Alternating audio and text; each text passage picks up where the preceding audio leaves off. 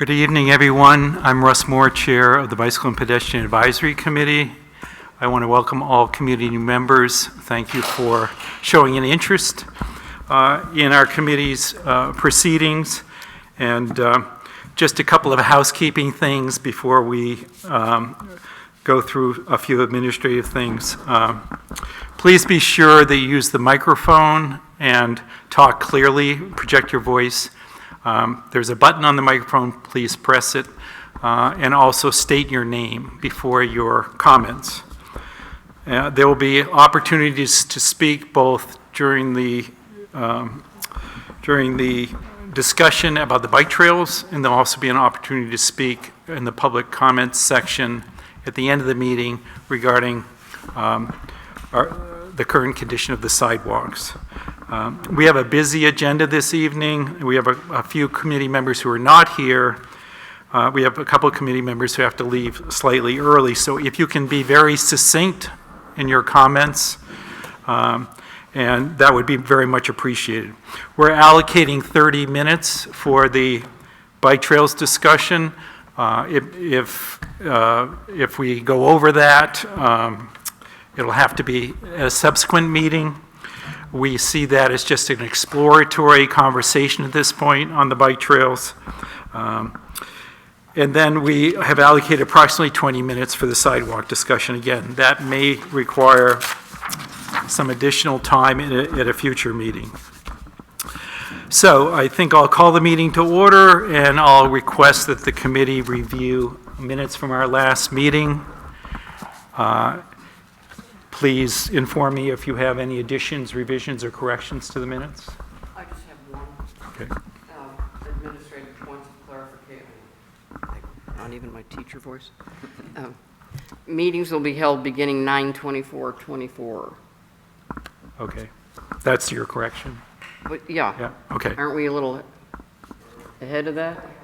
Oh, I think. yeah, okay, there's a Okay. correction on the date. I just thought that was a different. Okay. We should have a different Yeah. date in there. Okay, a correction on the date then, you're saying? Yes. Yeah, okay. Any other additions or revisions to the minutes? I do want to compliment Erica on her thorough minute-taking skills, and has set a pretty high bar for everyone else. So if we have no further discussion, is there a motion to approve the minutes? So moved. And second? Grant, second. And all those in favor? Aye. Aye. Okay, the minutes are approved, thank you very much. So before we get into the first agenda item of the bicycle trails, I just want to give a few updates based on conversations I've had since our last meeting. Some of this information I've shared with the committee, and some of it is new. So I want to just update you that as far as the water main replacement project, there's information on the Water District website, but they're approximately 2 weeks ahead of the construction completion, and they anticipate having most of the construction completed between the 7th and 14th of October.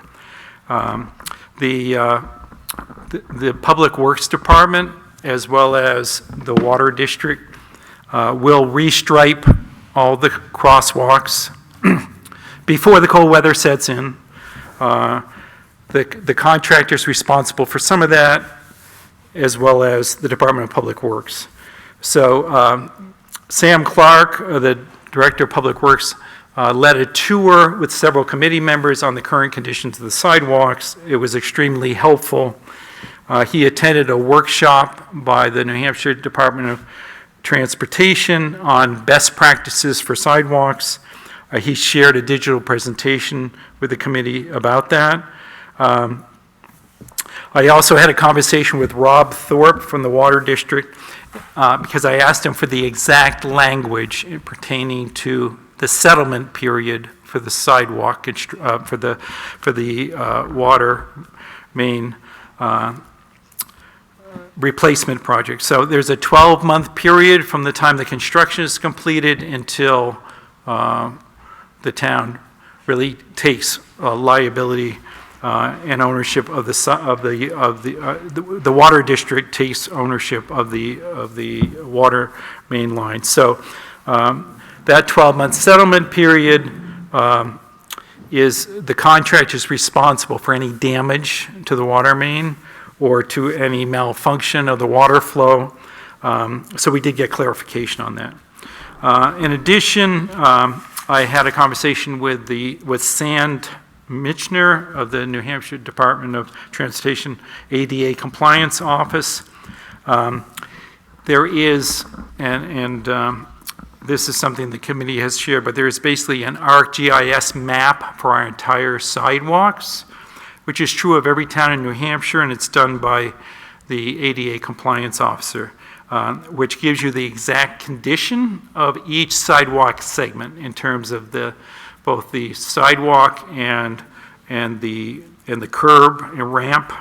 But that's going to be done, it was last done in 2019, it's going to be done again at the end of 2024, which will give the committee and the public up-to-date data about exactly the condition of the sidewalks by segment. And lastly, we had a meeting with the Upper Valley Lake Sunapee Regional Planning Commission. Gerald Coogan, Peter Nichols, and myself, they are the representatives from the town to the Regional Planning Commission about what services they have available, planning services that the committee and the town could utilize, and also they assist towns with grant preparation for transportation projects. So I'm just updating the committee and attendees here about some of those conversations. And I think at this juncture, unless there are any questions about any of those updates, we'll move ahead. Are there any questions from the committee about those updates? Go right ahead, Woody. The 12-month warranty period, does that mean that in theory at least work could be done just after that period? That's correct. So whenever the construction date is, the construction completion date, which now may be earlier than November 1, 12 months from that period, the contractor, 20% of the contract is withheld. 20% of the payment of the contract is withheld until the end of that settlement period.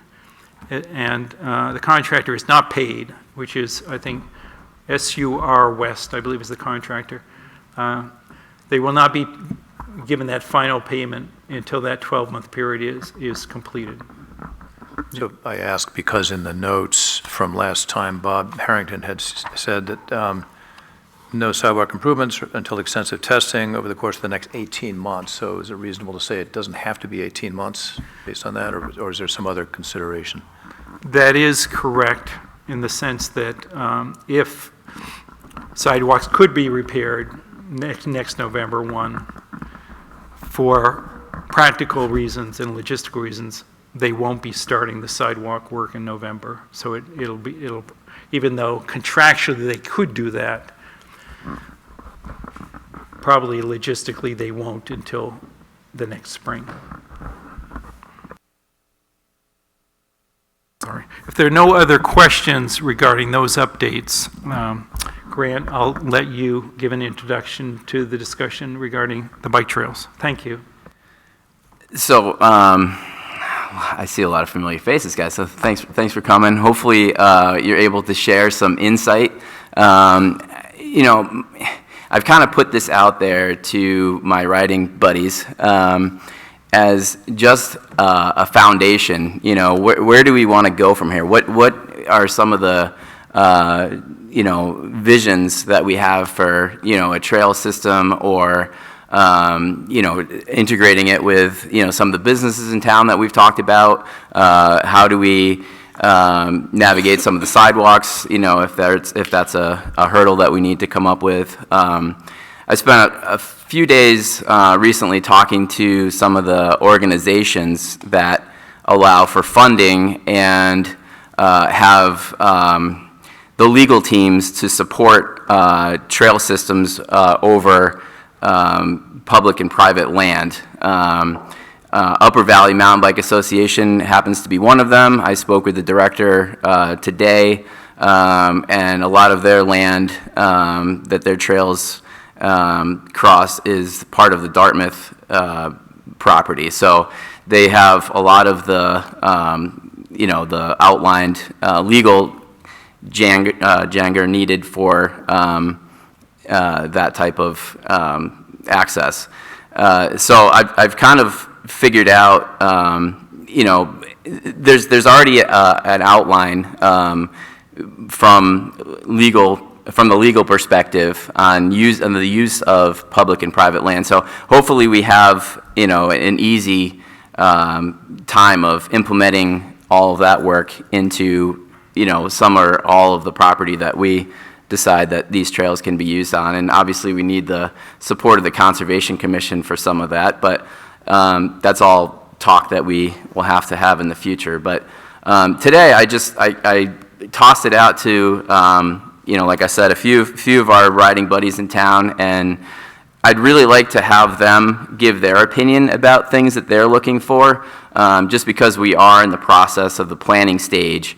And if we can accommodate as many of those ideas as possible, that would be great, because I think it would benefit everyone. A lot of the trails that are in most demand right now are for entry-level type riders, people that are just starting out with younger kids, and there's not a lot of places for those young, newer beginners to ride. So I think, if we could focus on maybe some of the entry-level trails. Another thing is ADA compliance. There's a big demand, and there's actually funding for trails that are ADA compliant for people with special needs. So if we can maybe consider that as part of the network, I think that would be to our advantage and to the public's advantage as well. So, but again, I mentioned this to a lot of my friends, and I'm glad that you guys are here, and I'd love to get their input. You've kind of, I hope, had a chance to think about this, so I'm expecting really big ideas. So we certainly can. We can certainly open it up to the public for comments at this juncture. I do want to make a couple points. First of all, Mark Vernon's here from the Conservation Commission, and Putnam Kidder's here from the Recreation Department. I've invited them because obviously they serve a constituency that uses the trails, and I thought it would be helpful to have their perspective on this. Just for clarification, the Conservation Commission takes responsibility for maintaining the trails, and we have obviously extensive trails for hiking in town. So I did invite them to share their perspective in this discussion. So I'll open it up to the public for comment at this juncture.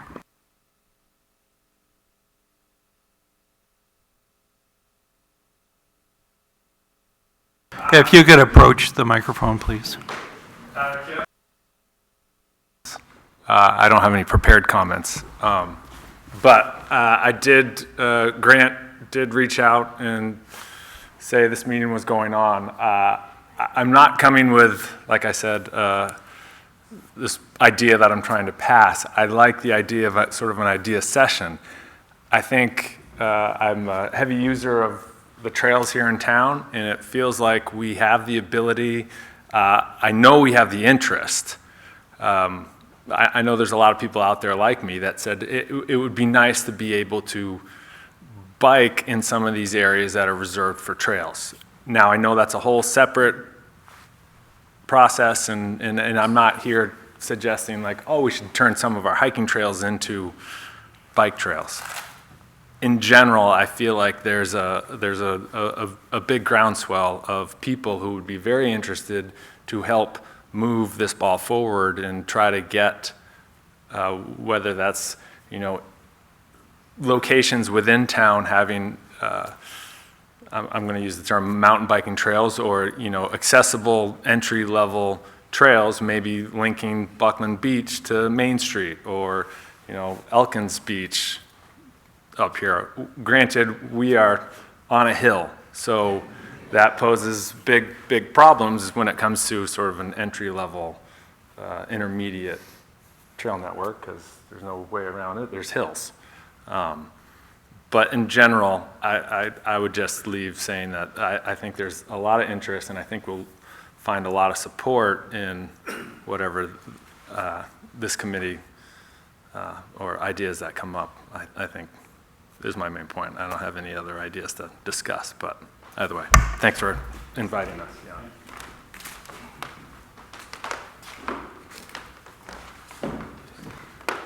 Button hit. Nate Taylor. Grant asked me to come speak.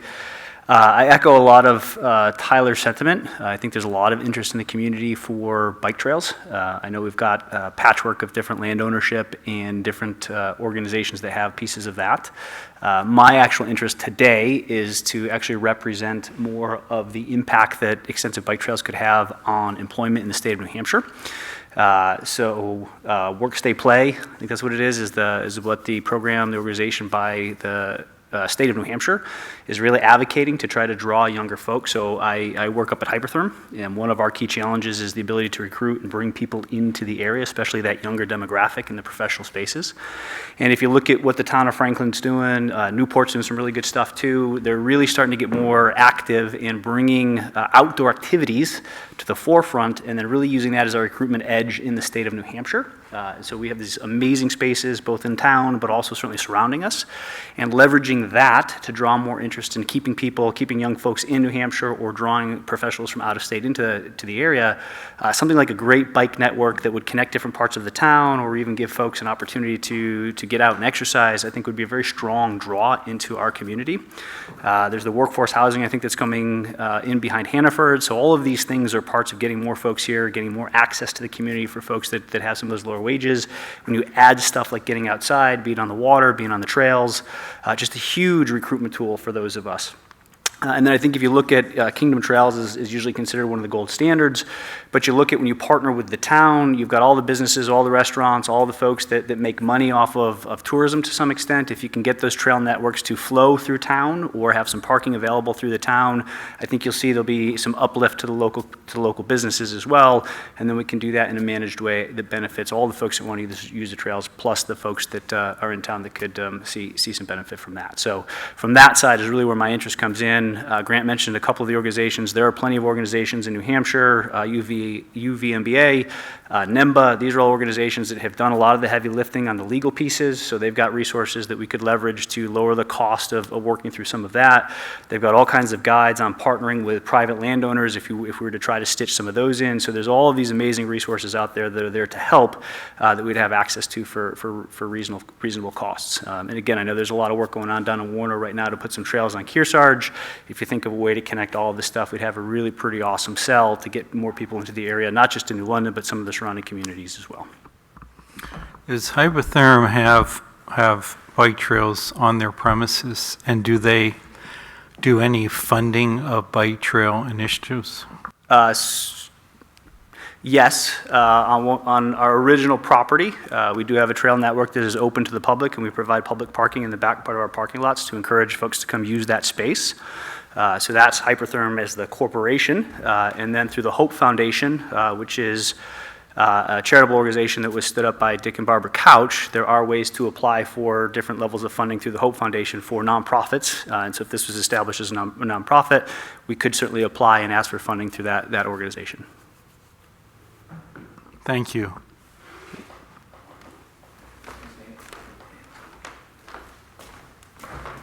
Hi there, my name is Rebecca Lozman. I'm a pediatric nurse practitioner, and I'm also mom of 3 very avid bikers who love biking around town. I actually saw my son, who's back there, bike by, and I thought, trails would definitely be safer than the road right now.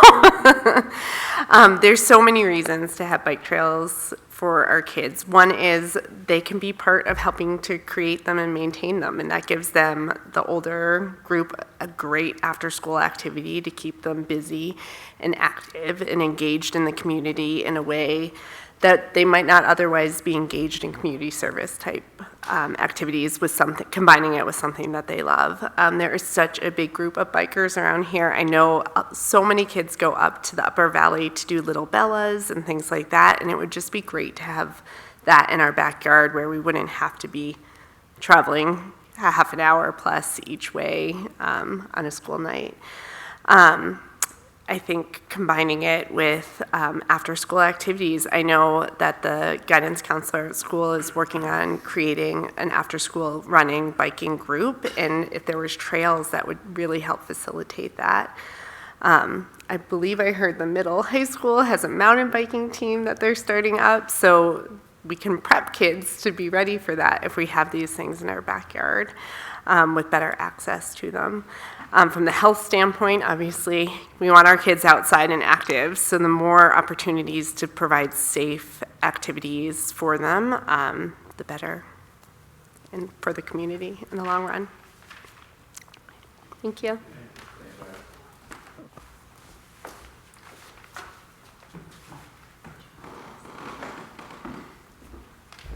I'm Mark Vernon. I'm on the Conservation Commission. Maybe just to share a little of the sort of sense of the commission regarding biking. We don't have the, I would say, institutional knowledge in the commission to lead the charge for designing and building mountain bike trails.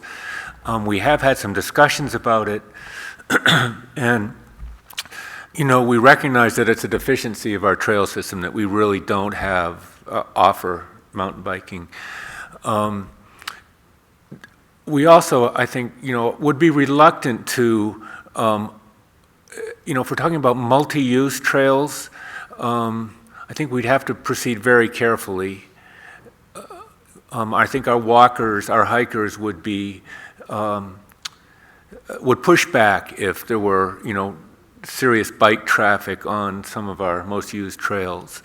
That said, we did have a discussion a few years ago about, what might be good candidate trails that we have existing, and the two that we identified, and we haven't done anything beyond just saying, well, these maybe were candidate trails. The two are the Lion Brook Trail, which, we like because it goes through a large part of town, sort of parallels Main Street, might tie into some loops or other things that your committee might do. And then the second trail is the Kidder Trail, which connects Morgan Hill Road to Morgan Pond Road in Springfield. And so that might, make a nice loop. The bikers would obviously be on some roads for part of that. So I guess, if the ultimate goal for establishing mountain biking trails is to have beyond entry level, then I would think that would have to be new and different trails generally from the existing hiking trails that we have. And then, just sort of spitballing, for establishing new routes, the Webb Forest has a logging road that's, in some areas is fairly recently improved and is, very bikeable. Other parts of that are less so. But the Webb Forest comes to mind as a candidate place for biking. And then I talked to Russ about this. The other thing that comes to my mind is the power line. And that, of course, many stretches of that have been improved in the last few years and would, I think would satisfy, sort of gravel bike terrain, but, less so, more technical riding. The Webb Forest, is that, who owns that property? The Webbs. So that's private? It is. Private property. And that you mentioned maybe one other thing to say, you know, our trails are, of course, a patchwork of town-owned land and private land. And we sort of in theory have landowner agreements for the private portions. And that's been a challenging endeavor for us. You know, we send what looks like a legal document to the landowner, and you know, many of them are scared off by that and saying, you know, I'm not going to sign it, or I'm going to have my lawyer take a look at it. So I think there's, you know, a lot of homework that would need to be done before we march down that path.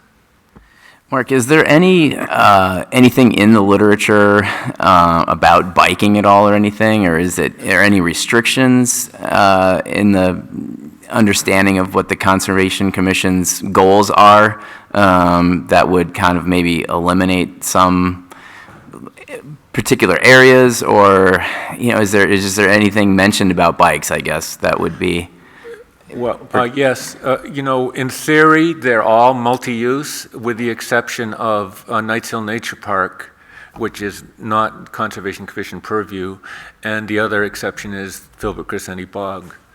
But other than that, you know, they're all, in theory, open to biking. And, you know, we see occasional bikers. As you probably know, we have bike racks at a few of our trailheads, so we're hoping to encourage people to ride to the trailhead and then maybe hike. And I do have trail maps. I don't know if any of you have a map or would like one, but tonight only, they're free. So I'll leave them with you. Well, why don't you distribute them to them?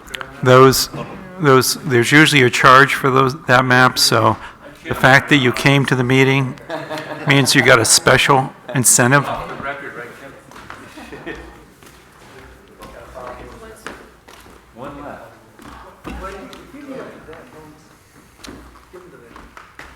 Thank you.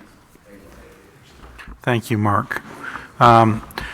Further discussion? I think you had your hand up earlier, I believe.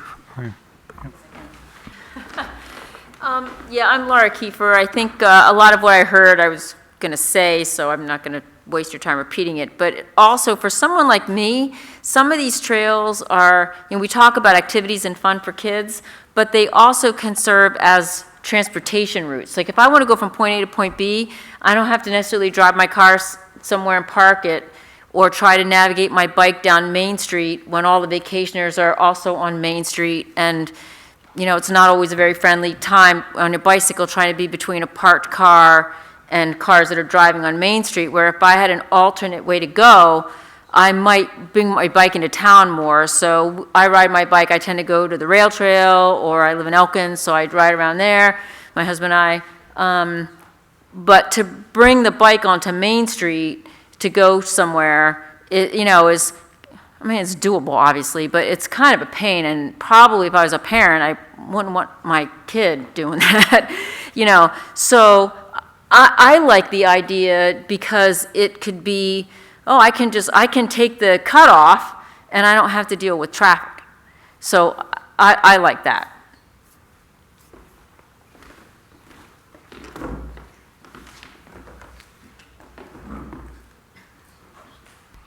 Putnam, not to put you on the spot, but would you like to add anything?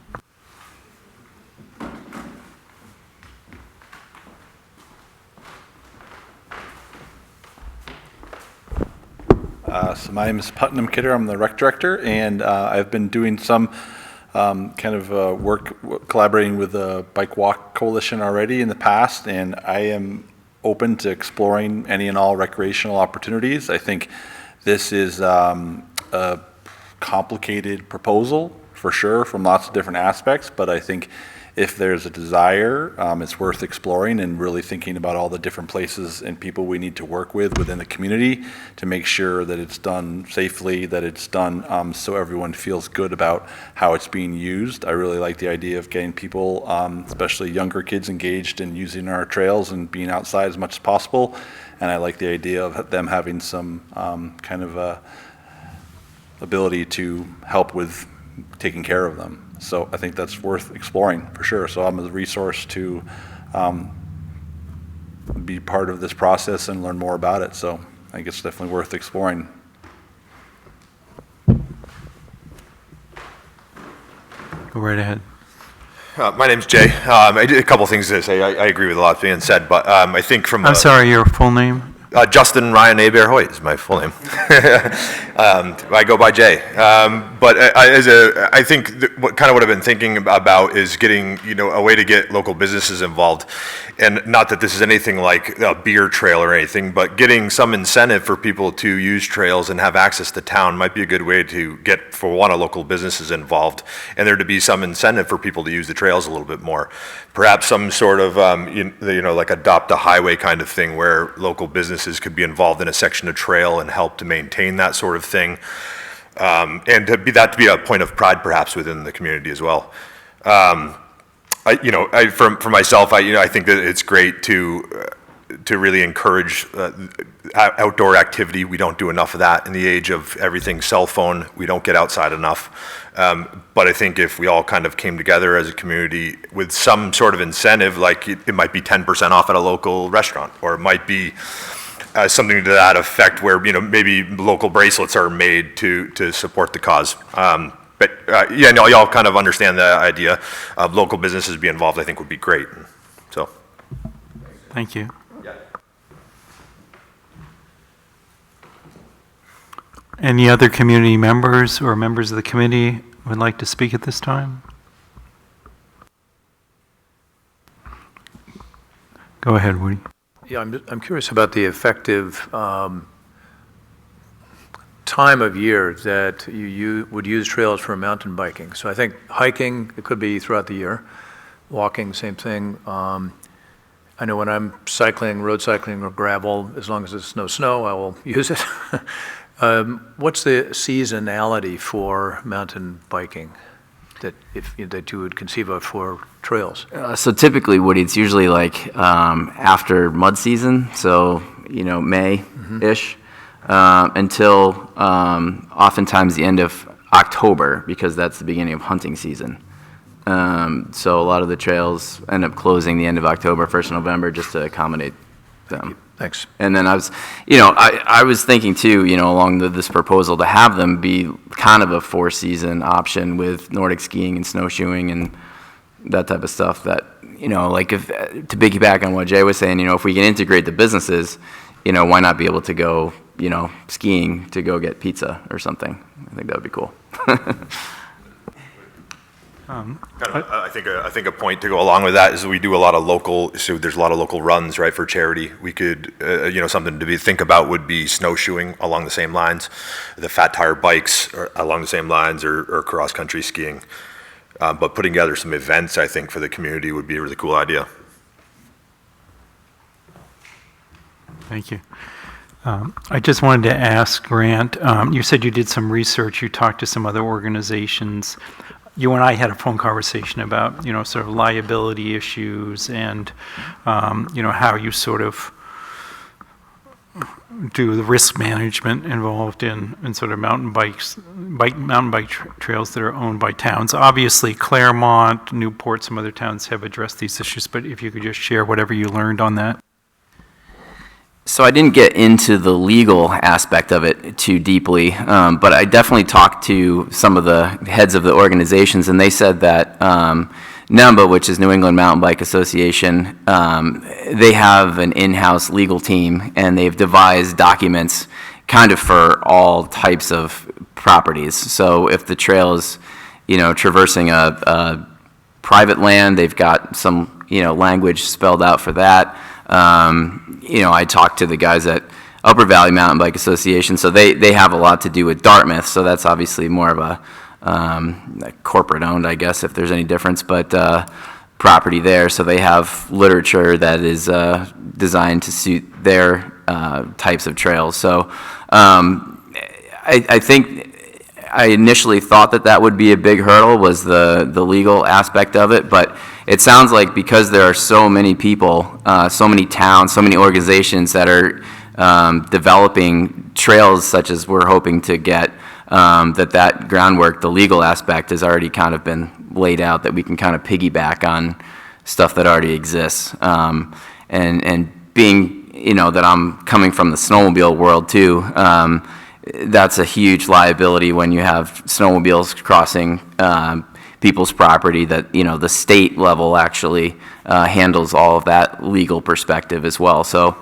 there's a lot of situations where trails are passing private and public land, and I think we can kind of utilize the architecture that's already been laid out for that type of legal perspective. So in terms of next steps, one consideration I've been thinking about is, well, actually two. One is that we are working on a sort of bicycle and pedestrian master plan for the town.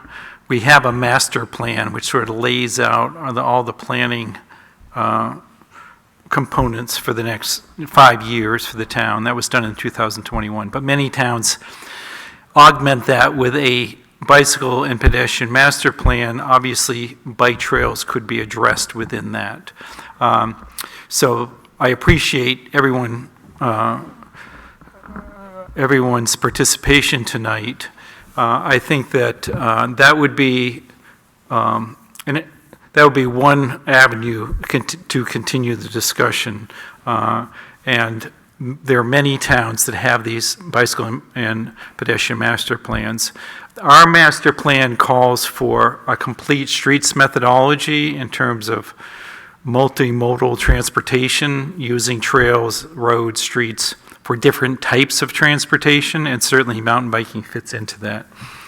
The second thing I've been thinking about in the course of this conversation is maybe not actually formalizing a working committee, but maybe setting up some follow-up meetings with Grant and a couple representatives from the community here, the Conservation Commission, and possibly some people from organizations that have already done this, and just have a deeper discussion about, what are the preliminary steps involved in sort of developing community engagement initiative to get more public support for it.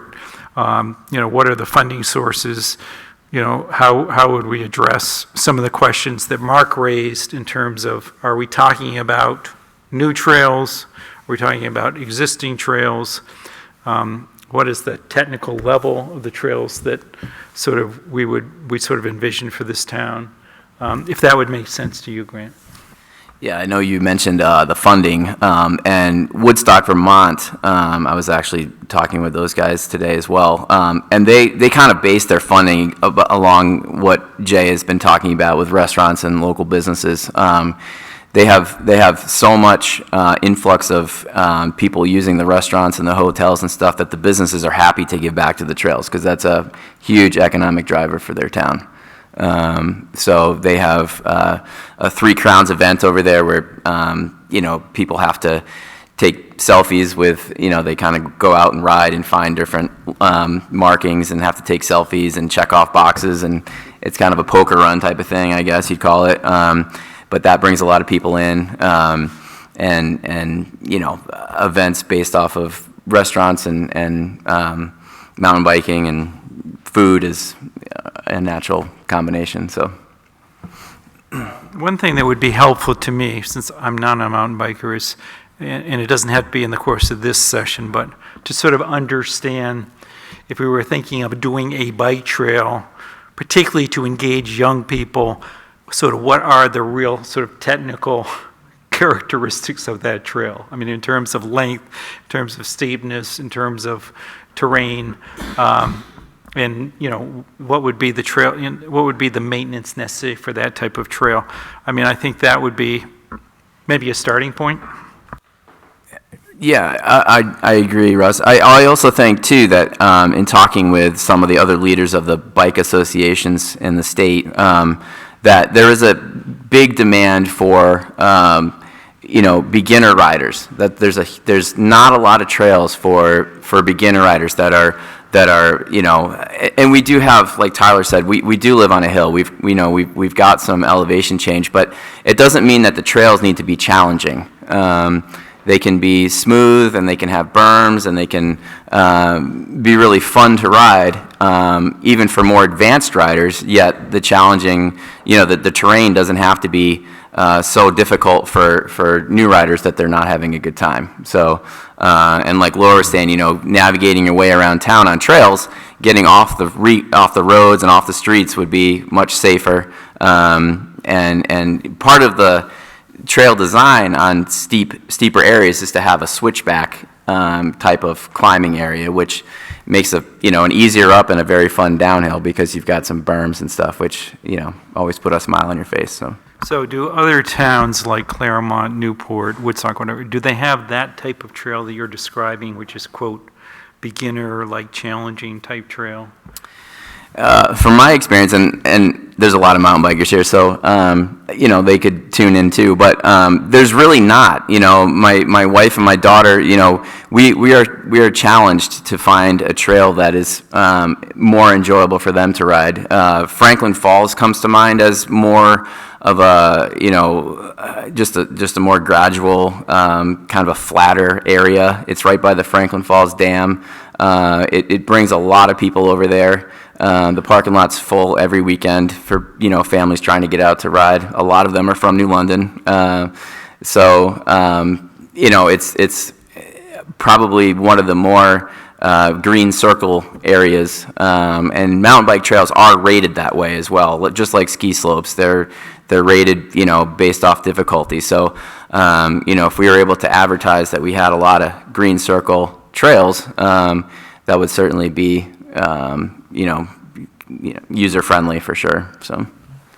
Well, I'm going to suggest as next steps, and maybe before our next meeting, that we could pull together a small group for further discussion, Grant, and explore this more deeply, and hopefully someone from the Conservation Commission, the Recreation Department, and maybe some other key people who are really interface with that sort of active recreation community / active youth community could attend. So I'll work with you on that, Grant, for that next step.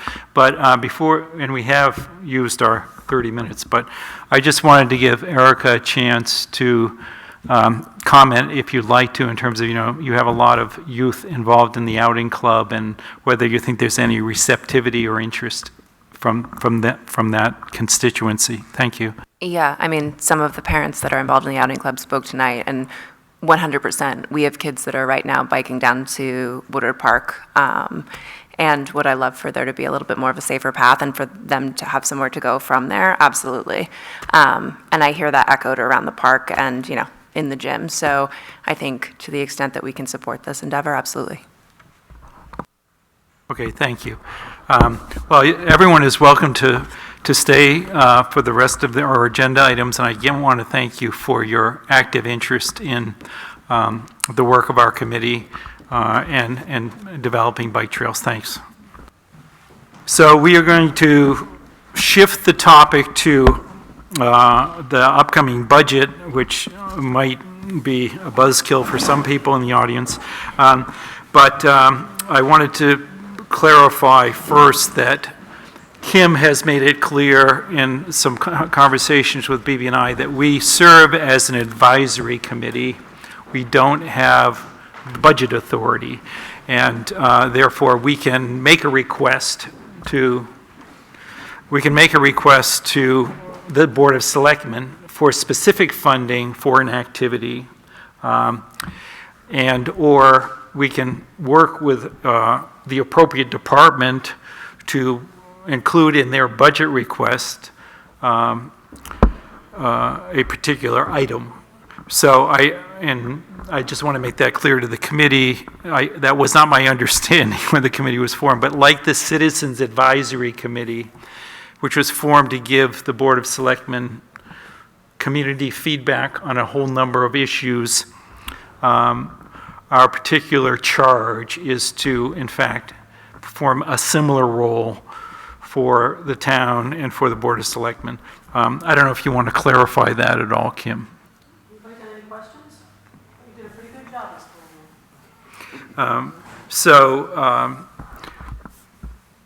In that regard, in terms of the FY06 budget process, or any request before July 1 of 2025, we can advocate for funding for the sidewalks in terms of how the Department of Public Works budget is allocated. We can advocate for the utilization of capital reserve funds that were specifically designated for sidewalks in terms of their use. We can, again, work with the appropriate entities such as the Planning Board of the Department of Public Works in terms of including in their budget request. So maybe, Kim, it would be helpful for the committee just to get an understanding of what, on a very high level, what the budget process will be for 06 in terms of, as I understood, and I got this kind of secondhand, the department chairs are going to convene in late October to make their budgetary request and rationale to the Board of Selectmen. right. So like a jamboree or whatever, Yeah, but maybe the you could departments are explain. working on their budgets now.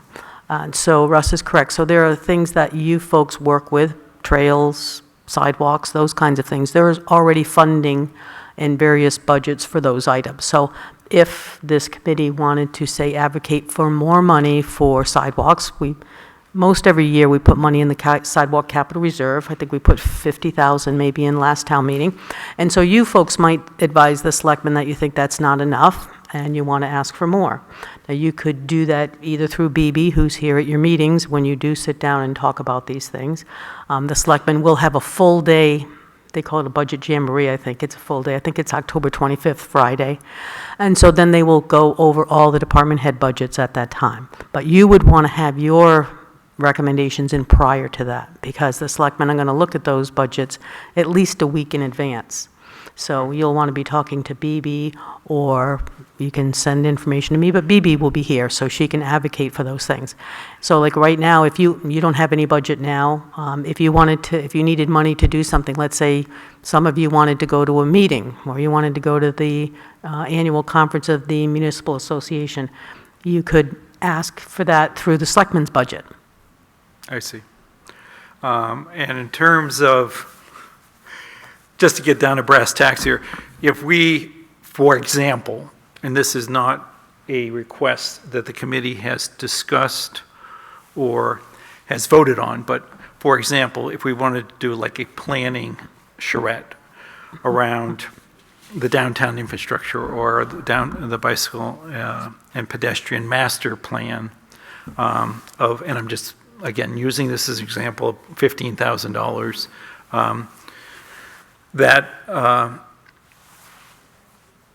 that money could be in an 06 budget request. 26. Yeah, right. Yeah, excuse me, 26 budget request, I beg your pardon. And what would that be Board of Selectmen discretionary funds? Would It could that be. They could decide to put it in a highway account, they could decide to put it in planning, but it would be up to them. They could put it in their executive budget. So the request would go to the Board of Selectmen. They would figure out the pot. that Right. It would, But- if it was approved, where the money would be drawn from. Is Right. that correct? But that would take, it's more than money, it's a lot of staff time too. So there would be Yeah, two pieces to that. The Yes. selectmen would first have to support the amount of staff time and then the money. But, yeah. Okay, thank you for that clarification. I appreciate that. Are there, so again, just for clarity for the committee, the budget process is starting to unfold.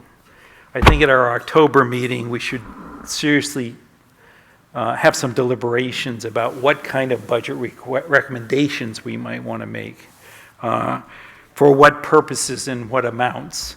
And we may have some communications before our October meeting around this. But sort of the time for us to have any kind of influence or engagement in the budget process is actually now. And I've had a series of discussions with Sam Clark about how to proceed relative to the sidewalk repair and, rehabilitation. And certainly, he anticipates having a request in terms of using the capital reserve funds for sidewalks, and also a budgetary request in his department for sidewalks. Given that there's this settlement period where the Main Street sidewalks are not going to be repaired in a 12-month window, he's looking at other possible sidewalk segments that could be repaired within that window.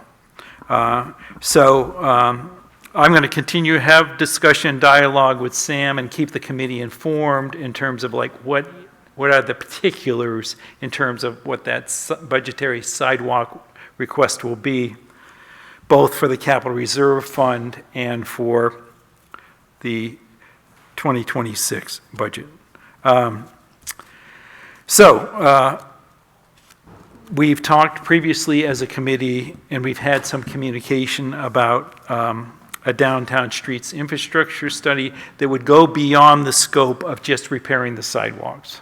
So it would be a plan that includes like streetscape methodology, how you can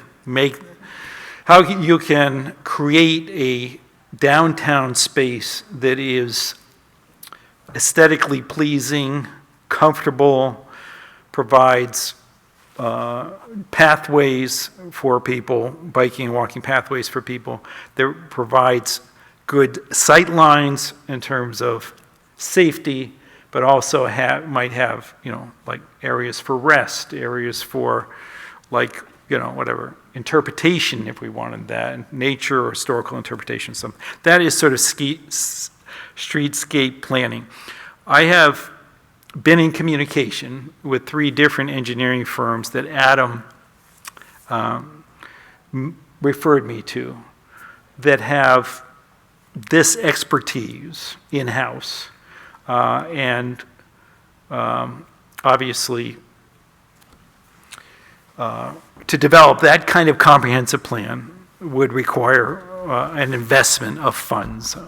But one of the people that I've been in communication with is Alex Belenz, who formerly was of the Upper Valley Lake Sunapee Regional Planning Commission, now works for an engineering firm called SEG.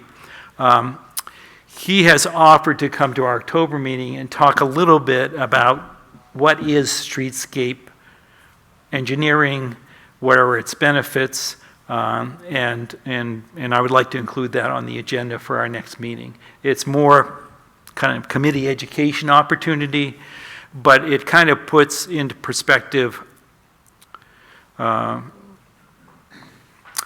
streetscape planning can enrich, enliven a community, and create space for people using different means of transportation.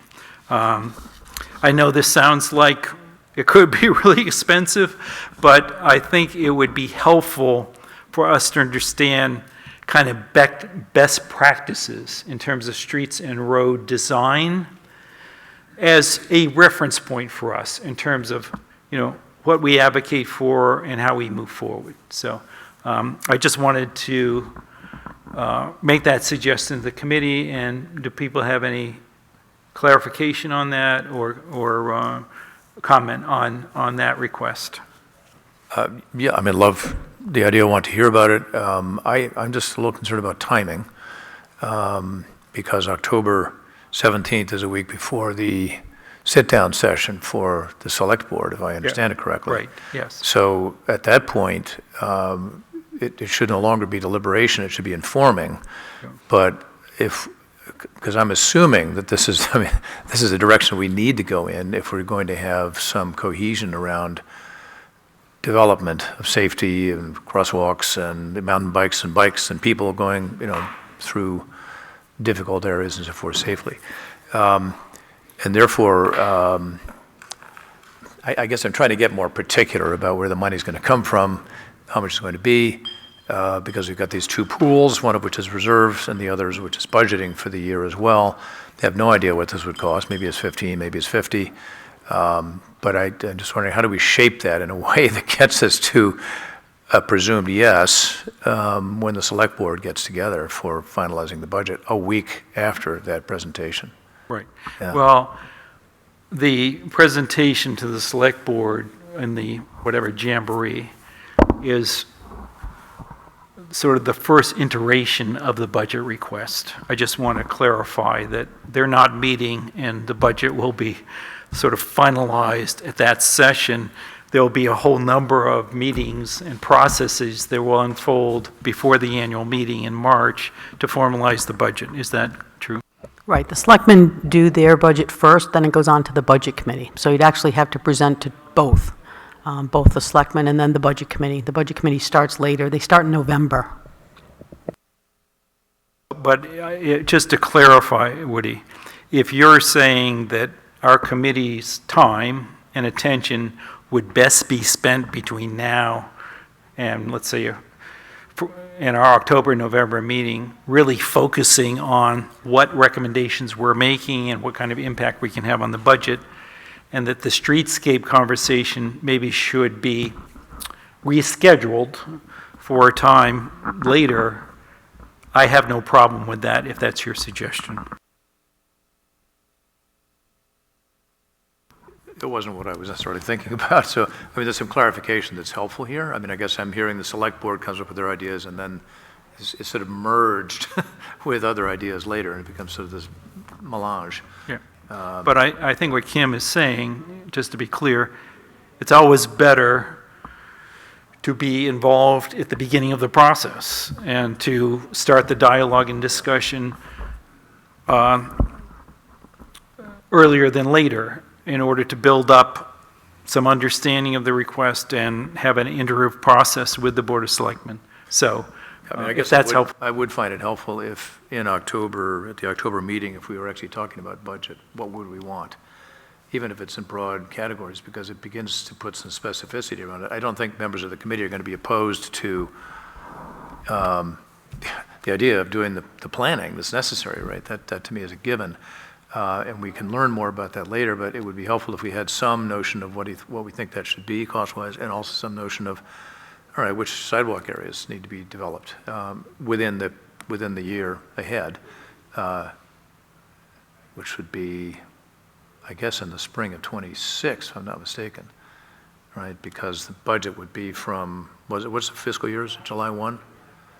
So this would be start July 1, 2025. Right, so that means, and as you mentioned, we wouldn't be able to do things before November of next year on sidewalks in terms of repair of existing ones, but we should be able to do things May, just after mud season, I don't know, in '26. So I just trying to anticipate, ASAP. That's correct. What could be started on sidewalks. Right. I have spoken to Sam Clark from Department of Public Works, and he understands and he's only been in the job a few months, but he understands and appreciates that the community, the town leadership, and our committee want an articulated plan of what will be done FY '26, FY '27 around the sidewalks. He understands and appreciates that. And I think the process he's going through now is to weigh what does the department have capacity to do in terms of current personnel and equipment, and how should that be augmented by outside resources in order to complete the project. I think that's the very process that he's sort of going through now. But we certainly want to be at the table and have full discussions around that. But I think I am going to accept your friendly amendment that we will not focus October on the streetscaping piece, but I think I will share with the committee some information I've collected in that regard.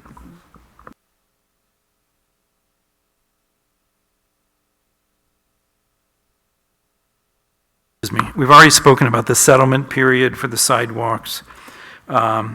I'm wondering if someone from the committee would share a little information about the tour that we took with Sam Clark on the sidewalks, and information that we were able to collect. I'm looking at you, Ed. Well, Sam graciously gave us a tour last Tuesday, and he's very aware of the condition of the sidewalks. He pointed out some things to me that I wasn't aware of, and I walk on them several times a week. It seems that he wants to focus on getting it right the first time versus doing things piecemeal. And I believe he's looking at what might be able to be done before the water main settling period ends, and once that becomes available, the Main Street section, I think he calls it the north side, that is where the existing sidewalk is, what resources he needs to do that. I was very impressed with Sam. I thought it was a great tour. We had a very nice day to do it, too. Other committee members who were on the tour? We spent a fair amount of time at the Pleasant Street, Main Street intersection, which is, I think it's the biggest choke point we have. Safety issue, awkwardness. And I was thinking, for example, of mountain biking as another thoroughfare, if you will. Should they really be going to the right or to the left in order to cross Main Street, or is there some way that that could become, there's not enough room to have it be a circle, but could it be returned to something that has pauses for pedestrian, foot traffic, and so forth, on demand, perhaps, and not have it be, one sidewalk over here, one sidewalk over there, when in fact everybody actually wants to go through that same intersection. It's just a point, one of many. The other part was taking a look at the intersection down by Spring Ledge, Route 114, which is very peculiar and difficult. Just driving through it, coming from the east, is easy, it's no problem, but you don't see some of the signs, which are completely out of sight because they're over here. And yet, trying to walk across that it's difficult because you have so many different angles that a pedestrian has to look in order to feel secure. And I know a lot of thought has gone into it in the past, which is why there are 14 or 17 or 20 signs there. But it's not a simple solution, I think. Has there ever been any discussion about maybe making the sidewalks on both sides of the road continue all the way down the road instead of having to cross back and forth? You have to cross back and forth multiple times just to get from one end of Main Street to the other, which seems to be maybe a point where we could improve that. Continue the sidewalks on both sides of the street and just keep people off the road, I think maybe would be helpful. That would be ideal, and I don't know the history of why sidewalks are located on one side of the street or the other.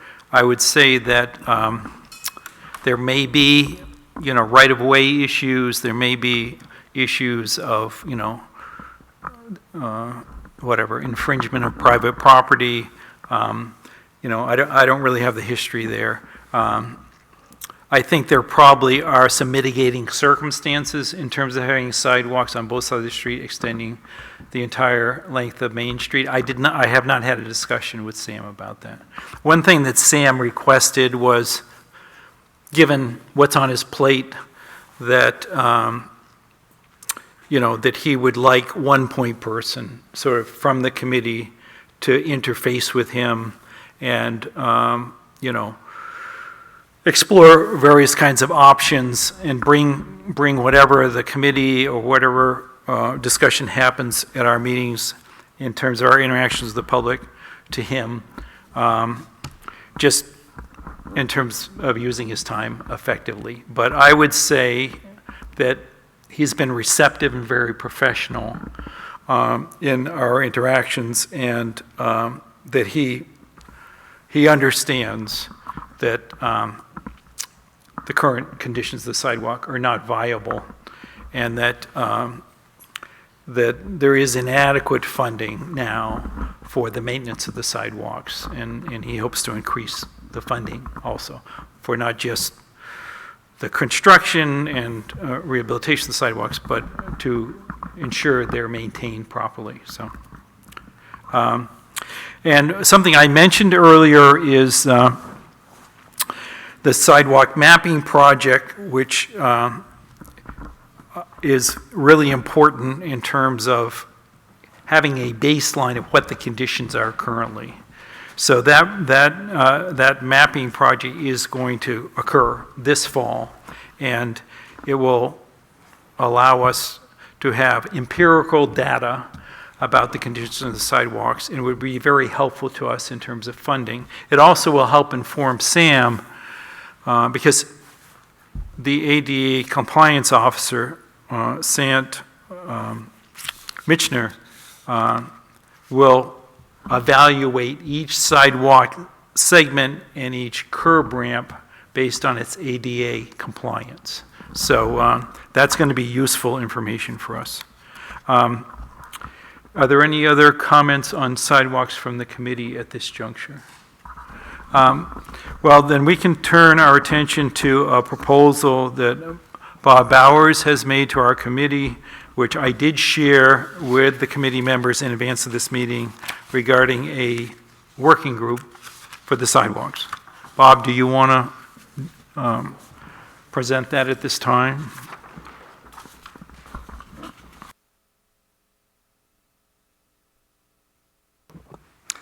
My name is Bob Bowers. I'm a resident of New London. Thank you for the opportunity to speak.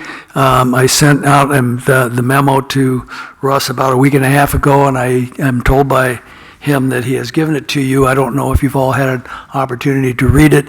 I hope you have, and I want to get back and address that a little bit after I first explain why it is I'm coming to this meeting and pressuring you to have a working group. If you get too close, it's too loud. I had the fortune, I guess, of moving down from up on Burpee Hill to Fenwood, at which point I found that I could actually go out my door and have a nice, safe walk into town, because I used to have to come down the hill and jump into the snowbanks to miss the traffic. I've given up my biking days a long time ago. I haven't been able to do it.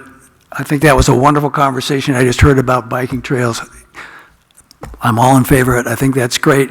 My key has been, at my age and condition, sidewalks. I started walking about 8 years ago. I walk about 5 or 6 miles up and down. I do all the sidewalks. I do some of the side streets. And I began to notice that the sidewalks were in really bad shape, mainly on the east end and on the west end. The middle, not so much, but it needed it.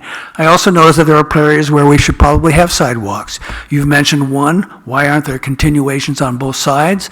I myself noted a safety issue on Gould Road. Kids come from the school and walk up to Seamans, and I saw a car come around the corner too fast and almost hit them. That's long-term thinking. I'm focusing on a committee, or a working group, I prefer to call it, which was referred to, similar to what you just mentioned about the biking community, that you would work with the biking people for the next meeting to get together.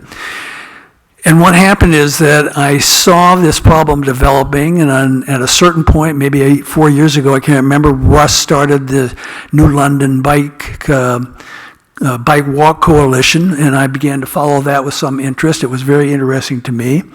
I reached out to Russ at that time because I was very concerned about the sidewalks, and asked if I could be connected with the people on the committee that were working with sidewalks, and he let me know that they didn't actually have people working on sidewalks at that point. So I undertook on my own to start looking at this issue. I have a friend who was walking back from the Barn Playhouse to the parking at Spring Ledge, tripped and fell on the sidewalk. I have another friend who lived in the country on a very speed-driven road, had a stroke. They moved into town. They wanted to get out and go back and forth into town. His wife has told me that he was not able to do that. They came out with the walker. They got stuck on the sidewalk. They couldn't go anywhere. I have walked I've had another person tell me that she walks in the road. It's safer to walk in the road.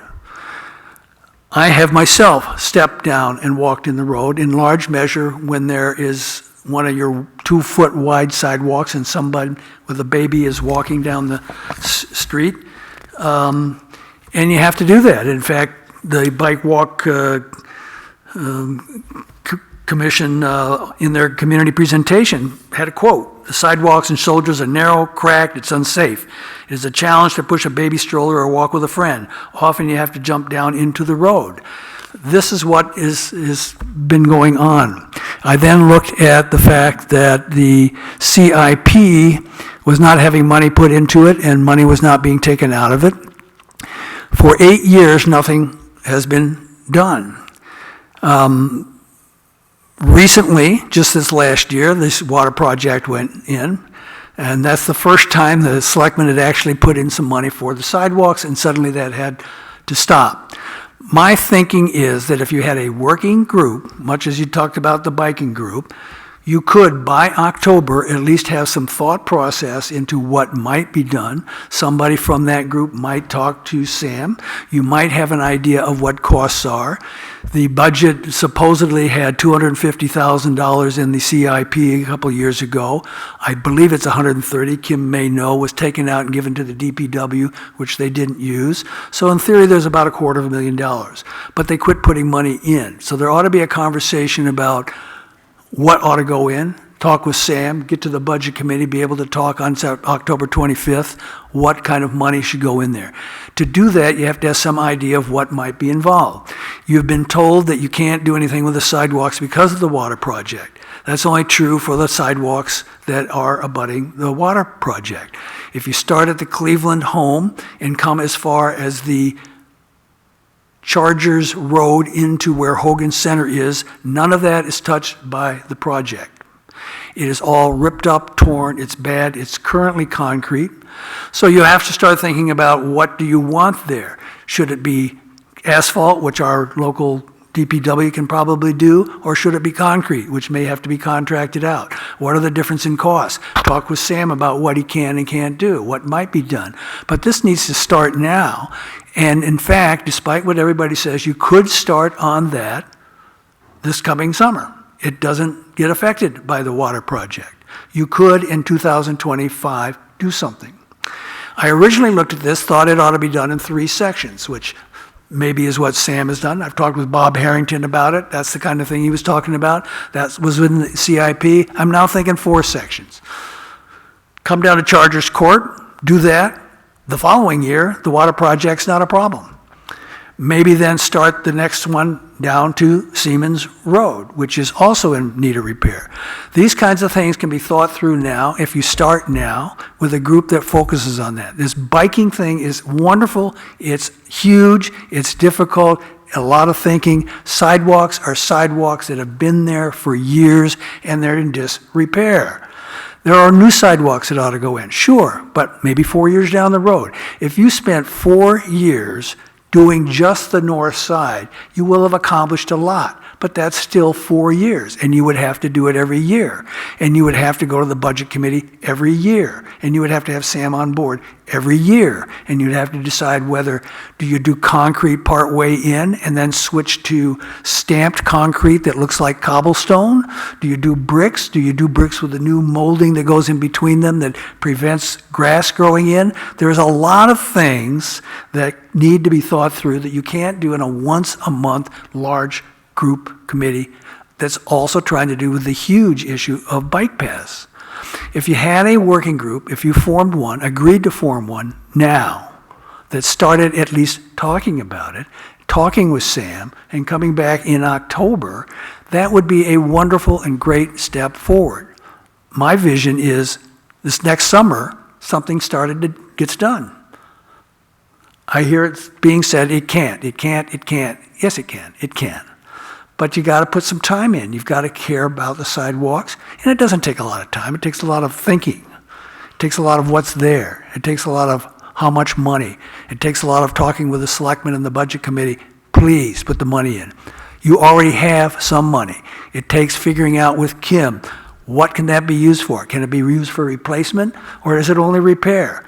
Is the $130,000 that's already at the department, can it be used right away? Do you have to go back to the selectmen and ask how that money is pulled out of the CIP in order to be used? Do you figure out, should money go into the CIP, or should it go directly into a budget so that future years you can immediately use it? There are things that need to be thought through that you're better off, frankly, I've been on committees, 2 or 3, maybe 4 people talking through. You come to this once a month with all the issues you got to face, it won't go anywhere. I'm very much a believer in doing something, figuring out the problem, analyzing it, looking at what needs to be done, looking at what it costs, looking who needs to be involved, and moving forward. I'm urging you. I'm begging you. I'm very emotional about this. This is a big issue to me. Please form a group between now and October. Your chair can do it. You can do it on your own in some form. I don't know how you're going to do it, but do it right now, as far as I'm concerned. Start the conversation. Start looking at what can be done. There are people falling down.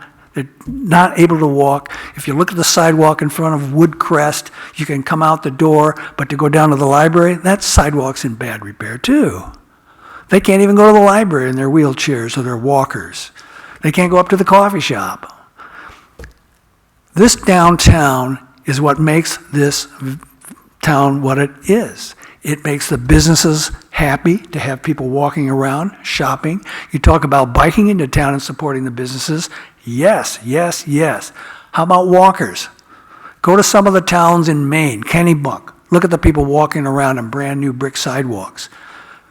There's a lot that can be done here. There's a lot that is good for the town, good for business, and good for the people. And I urge you very strongly, please, form a working group right now. Start the conversation. Figure out some of these things. It's all good to have this big plan. I don't know how much it's going to cost you about what can be done, but you already have sidewalks and they're in disrepair. Thank you. Thank you. I just want to clarify that I was not proposing that we have a biking trail committee. I proposed that we have a meeting to follow up on some of the committees, some of the public suggestion here. So, and you know, I want to give everyone a chance to respond. I mean, first of all, I want to say that Bob has been an advocate and a steadfast advocate for mobility of people downtown, and we want his active engagement on the committee. We want to continue the discussion and the dialogue.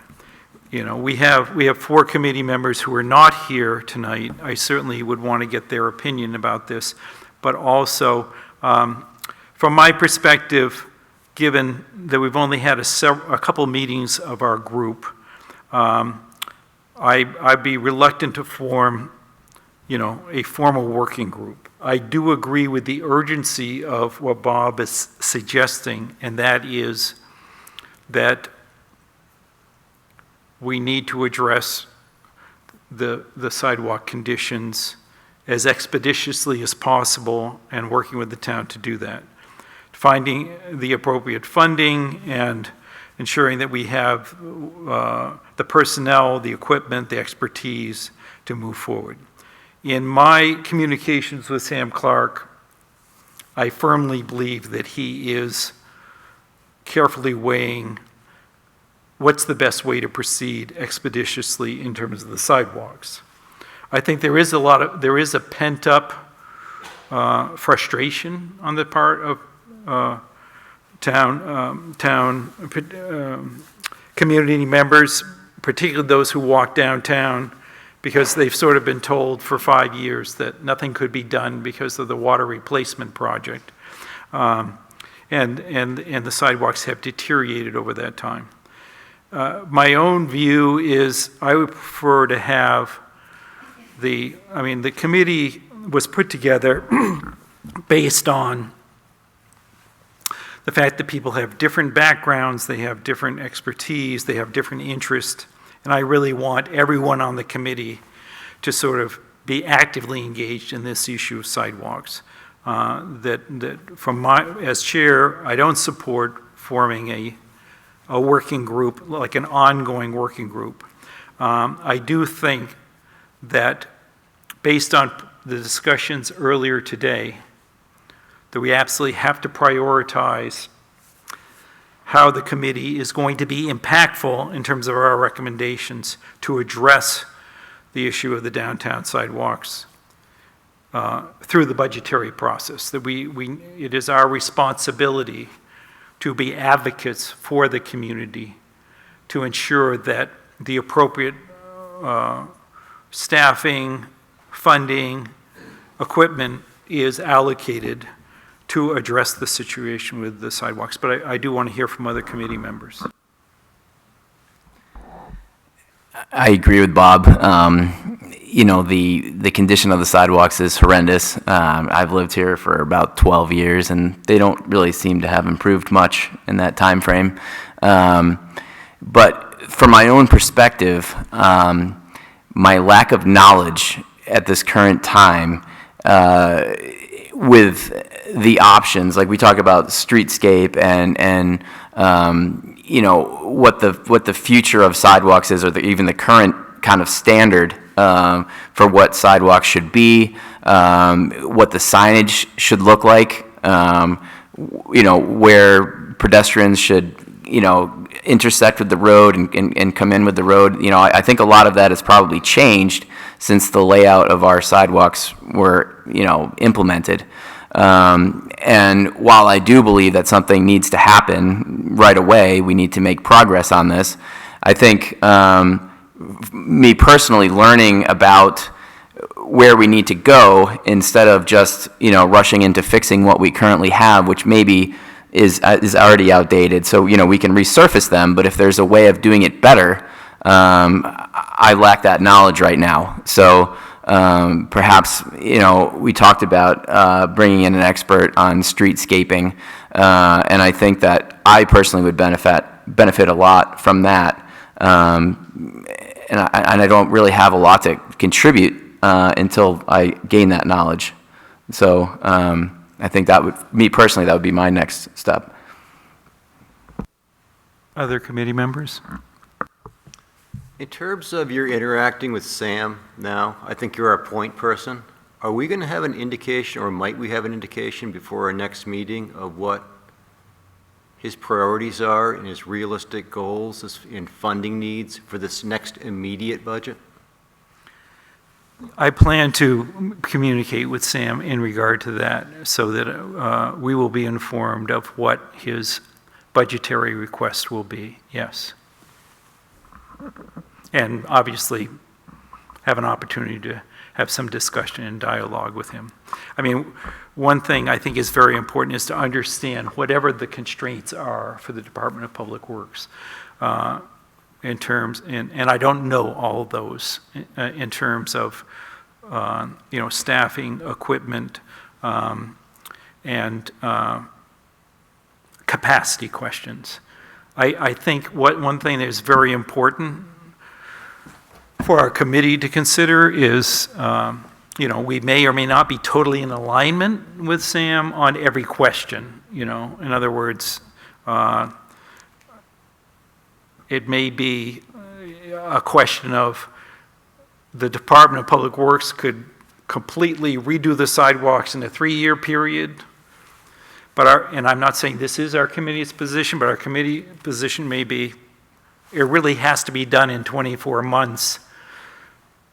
And is it possible to engage a contractor to augment whatever the Department of Public Works staffing and equipment is to reach that objective of having the sidewalks completely redone in 24 months? I'm not suggesting that is the committee's position. All I'm saying is it's entirely possible that there will be some iterative kind of discussions with Sam in that regard. Obviously, the Board of Selectmen and the community residents through the town meeting have the final determination of how resources are allocated and what that timeline is. Do we have any other committee members who would like to speak? Members of the public? Yeah, well, I mean, Bob refers to a couple of places as being potential for more immediate repair, not subject to waiting for the warranty to be completed on the water mains, north side of Main Street, and then the Cleveland to Charges Road, as I understand, if I understand correctly. I mean, if that's, you know, I mean, it either is or isn't. I don't know the answer to that. I'm assuming that, you know, he's right. So in theory, we could work on, or Sam could say that we need to repair those segments in May of 2026, right, which would be the earliest that it could be done under the current budget or the budget that's coming up. And, you know, the rest rolled out after that. I guess that, you know, while I would like that, I don't know how you then integrate that with some of the other safety issues. Like, I think the safety issues are going to be there even when sidewalks are repaired because people don't know where to cross, so they don't cross safely and cars don't stop and so forth. So, and then when you're going to put in crosswalks, you have ramps down and all this other stuff. So it's more complex than I would like it to be, you know, because it's a dangerous street, period. I mean, even if you have perfect sidewalks, so.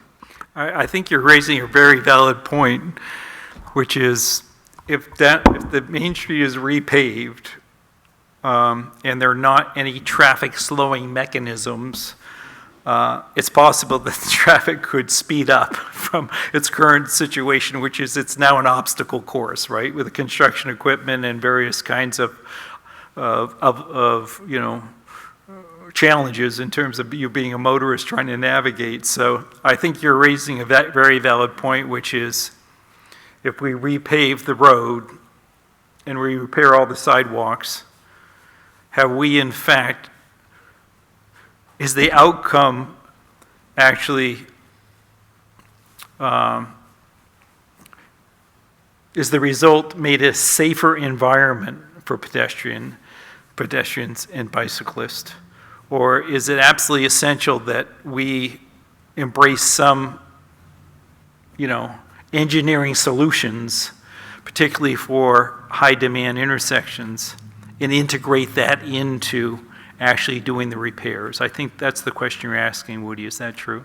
Yeah, and I guess, I mean, what I'm very empathetic with the maximum speed urgency that Bob is impressing on us.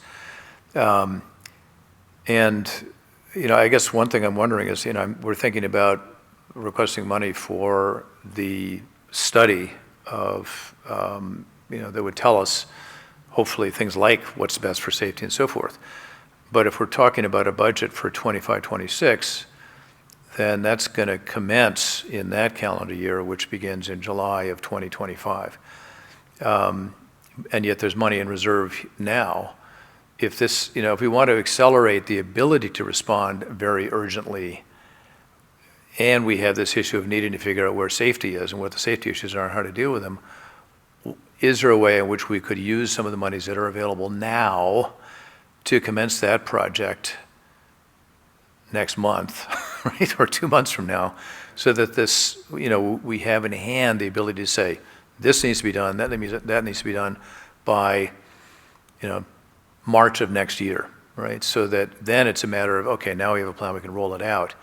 Because and then, you know, frankly, we're not going to do anything to the sidewalks anyway between now and, you know, May of next year at the earliest, or May of 20, did I get that right, May of next year? Yeah. But could we at least be better positioned by using money now? That isn't even, not a budget issue for next year, but use of cash that's in reserve now. My understanding from Sam, and this is informal, this is not authoritative in any way, but just based on a conversation, was the capital reserve money balance would really only cover like one segment, you know, like if we were going to do a repair or replace the sidewalk from like Colby Sawyer College entrance down to the end of that sidewalk, which Kim and I spoke about, whatever that segment is of 200 yards or whatever, the money would be expended that's in the capital reserve fund just doing that segment. So I think what Bob has raised, and which I think is which is very reasonable, is that it is important and essential, not just through the budgetary process, but through the communications process for the town to come up with a plan that is understandable and is multi-stage about how the sidewalks are going to be completed. It's not just, I mean, obviously it's a physical environment problem, but it's also, I think, a communications problem, which is community residents who do face risk in terms of going on the sidewalks, because I went to one of the Playhouse performances with my wife at night, and getting back to my car was like an adventure, and we're able-bodied people. I think that the community deserves both a multi-stage plan of how the sidewalks are going to be repaired based on 3 fiscal years, and also a communication strategy of letting people in the town know that this is in fact the way that we're moving forward. I think right now it's not a tenable situation because people in town do face serious and I think discernible risk in navigating the sidewalks, and they don't know when they're going to be repaired. So I do think it's partly our committee's responsibility to address that situation and make recommendations.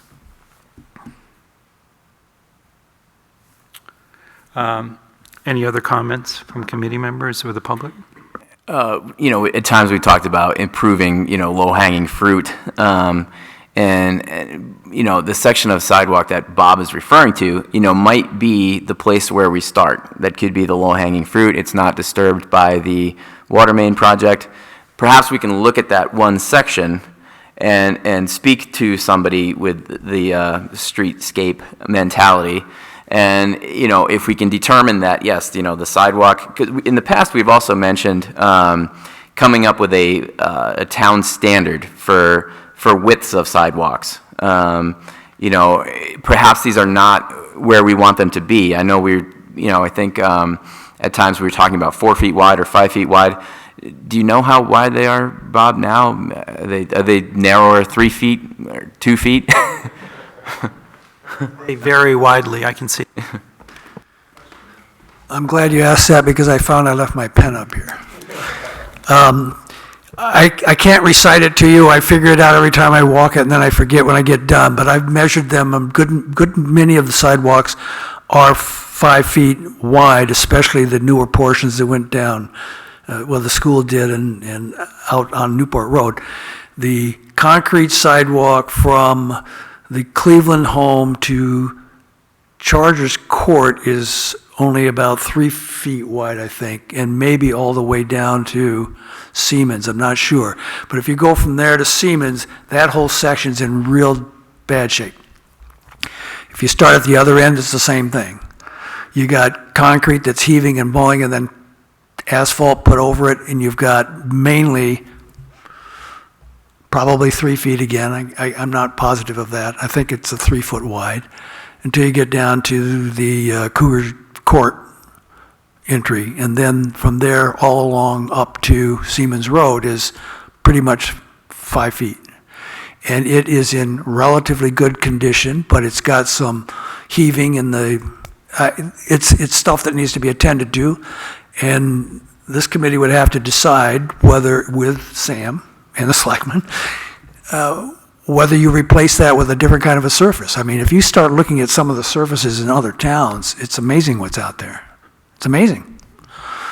And it's easier to just lay asphalt or take the asphalt we have and fix it.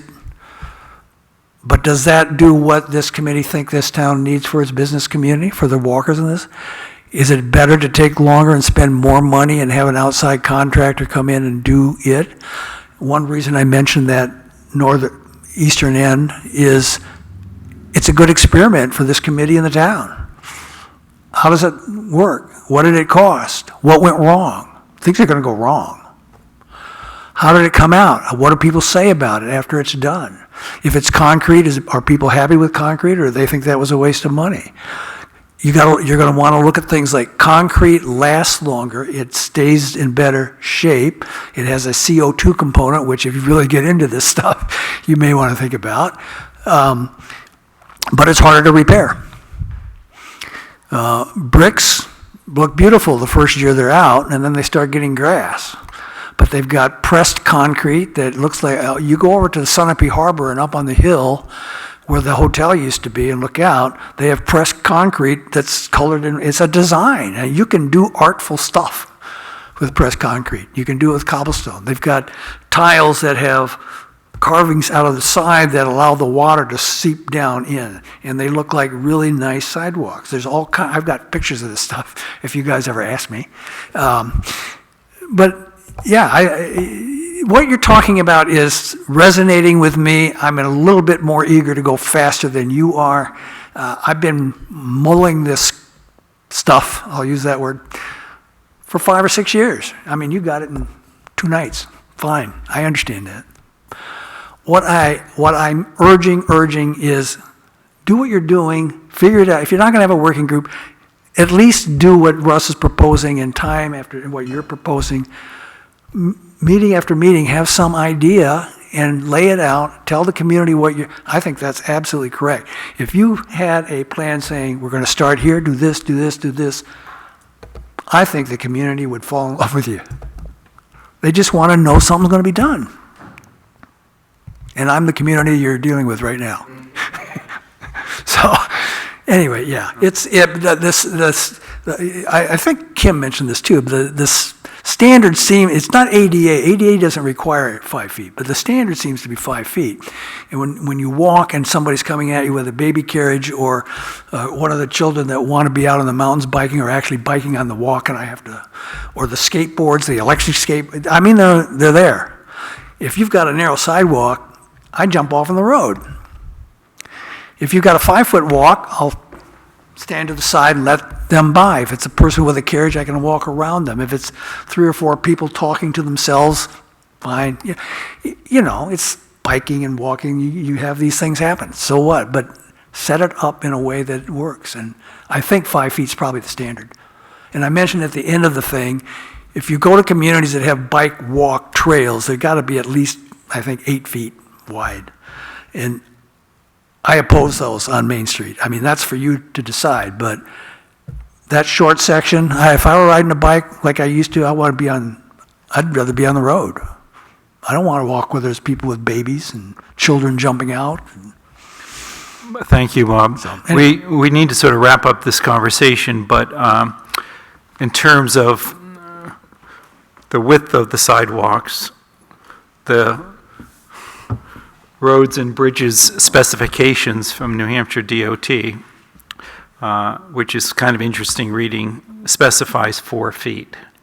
And several towns and cities have that specific width, but it is definitely more ideal to have 5 feet. And certainly, the ADA compliance officer from DOT prefers the 5 feet because you're dealing with, wheelchairs and people who have limited access. So, but we're going to have to wrap this up in a few minutes, but any other committee members want to speak?